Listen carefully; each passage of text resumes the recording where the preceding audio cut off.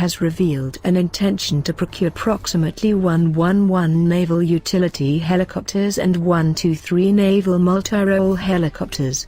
The responses to two requests for information documents by the Indian Ministry of Defence were due last week. The two projects are partially a restatement of earlier requirements that were never realised. They both require indigenous manufacture under Delhi's Make in India requirements. The MRH will replace the Indian Navy's Sea Kings and is to be procured in two versions. One will perform anti-submarine warfare, anti-surface warfare, electronic intelligence gathering and search and rescue. The other will be for special operations, including anti-piracy missions, combat SRR and humanitarian operations. The NUH will replace aging cheetahs and chetaks. A previous requirement for only 56 such helicopters was cancelled in October 2014. The new request calls for the NUH to perform SRR, medical evacuation,